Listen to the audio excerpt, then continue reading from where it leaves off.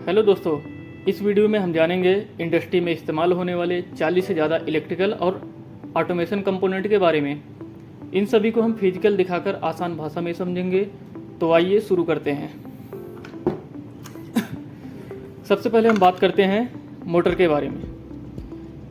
ये किसी मशीन को घुमाने वाला सबसे ज़रूरी हिस्सा है। ये AC, DC दोनों होते हैं। दोस्तों, ये है ट्रांसफार्मर। वोल्टेज को कम या ज़्यादा करने के लिए यूज किया जाता है। यह है कैपेसिटर। मोटर को चलाने में टार्क बढ़ाने और पावर फैक्टर को सुधारने के लिए इस्तेमाल किया जाता है। दोस्तों, यह है कॉन्टैक्टर। ये एक इलेक्ट्रोमैग्नेटिक स्विच होता है। यह है OLR मतलब ओवरलोड रिले। मोटर को थर्मल ओवरलोड से बचाता है।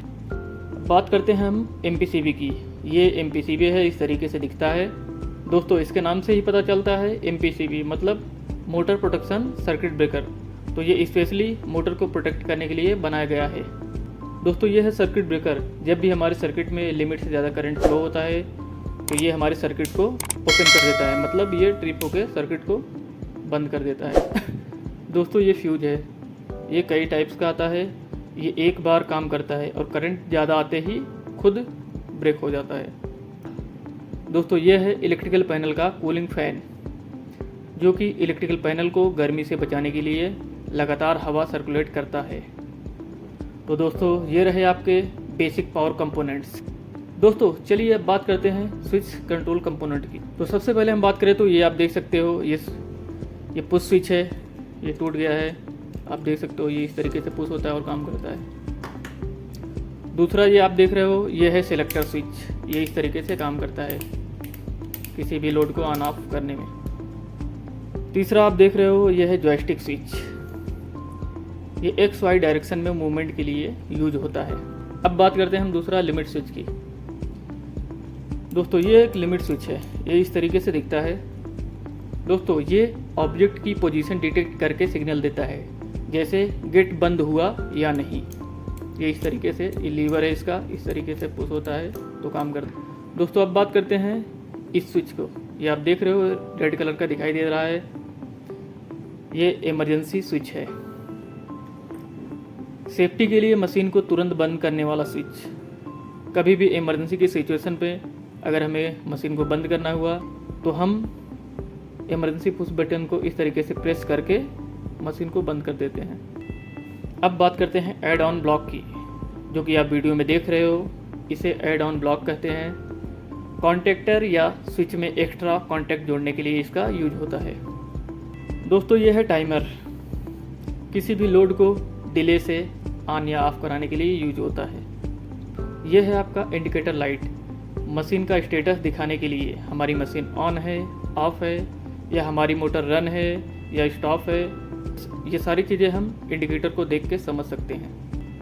अब बात करते हैं दोस्तों इसकी। यह है बजर। आप देख सकते हो, ये काफ़ी बड़ा साइज़ का है।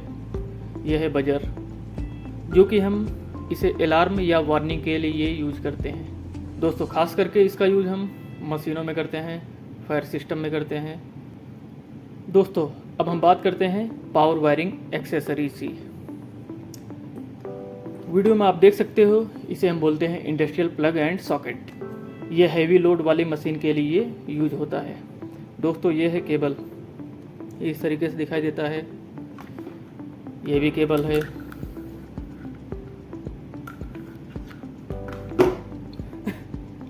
दोस्तों, ये 3 कोर की केबल है। आप देख सकते हो 1 2 3। केबल का यूज हम करंट को एक जगह से दूसरी जगह ले जाने के लिए करते हैं। दोस्तों, अब हम बात करते हैं इस कंपोनेंट की। इसे हम बोलते हैं केबल ग्लैंड। केबल को पैनल के अंदर फिक्स और सील करने के लिए किया जाता है। अब दूसरे एक्सेसरीज की बात करते हैं दोस्तों। इसे हम बोलते हैं थिम्बल, जो वायर को टर्मिनल पर लगाने के लिए यूज होता है।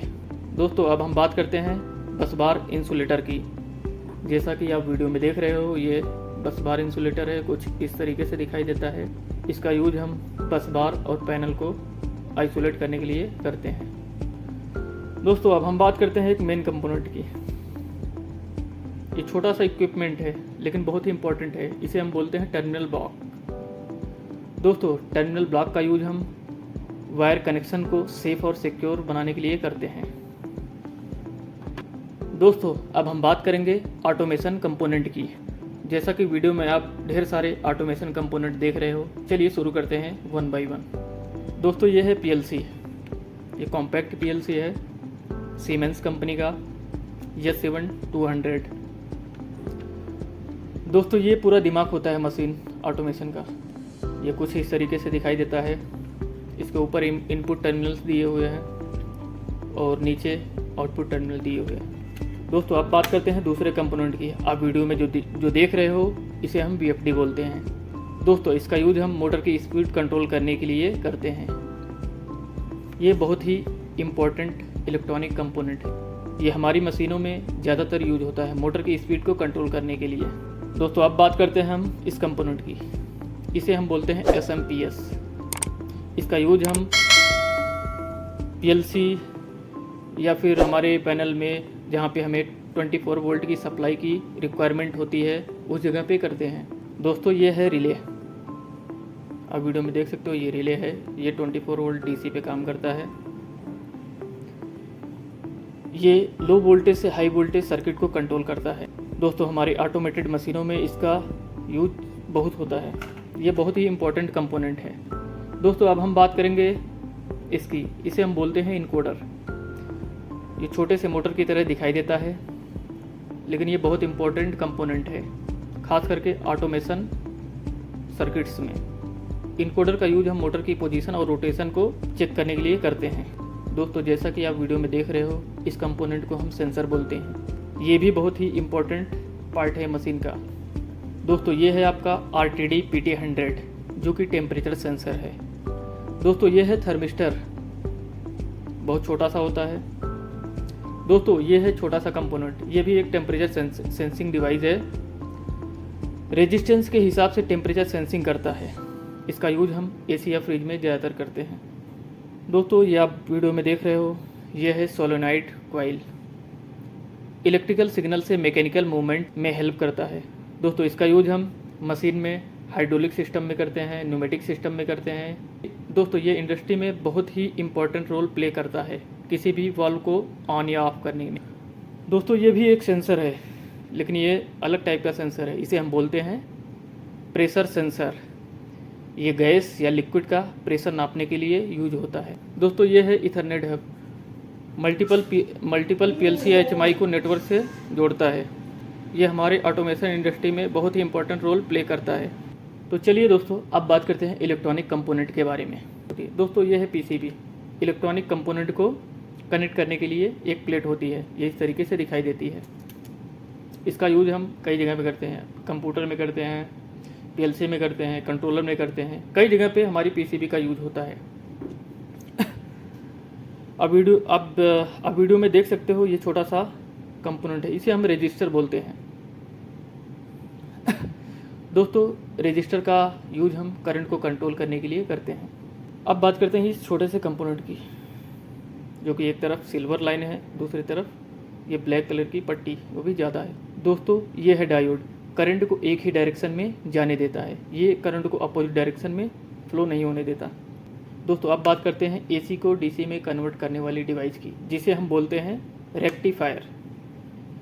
दोस्तों ये हमारा ब्रेक रेक्टिफायर है, जो कि AC को DC में बदलता है। दोस्तों अब हम बात करेंगे इस डिवाइस की। इसमें 3 टर्मिनल दिए हुए हैं, इसे हम बोलते हैं पोटेशियोमीटर। ये इसका नॉब है, इस तरीके से घुमा सकते हैं। दोस्तों पोटेशियोमीटर का यूज हम रेजिस्टेंस को मैनुअली एडजस्ट करने के लिए करते हैं। जैसा कि इसका यूज हम VFD में करते हैं, ऑडियो एम्पलीफायर में करते हैं। इस तरीके से हम इसको नॉब को रोटेट करके रेजिस्टेंस को कम या ज़्यादा कर सकते हैं, जिससे हमारा सिग्नल कम या ज़्यादा होता है। दोस्तों आप वीडियो में देख रहे हो ये 2 छोटे छोटे कंपोनेंट्स। दोस्तों ये छोटे हैं लेकिन बहुत ही इम्पोर्टेंट रोल प्ले करते हैं हमारे इंडस्ट्रियल ऑटोमेशन सिस्टम में।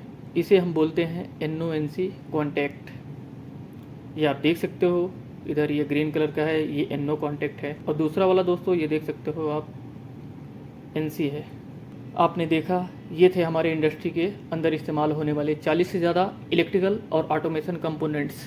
दोस्तों अगर आपको इन इलेक्ट्रिकल कंपोनेंट के बारे में डिटेल और प्रैक्टिकल वीडियो चाहिए तो दोस्तों हमारे चैनल को फॉलो करें, शेयर करें, लाइक करें, सब्सक्राइब करें। थैंक यू दोस्तों, मिलते हैं नेक्स्ट प्रैक्टिकल वीडियो में।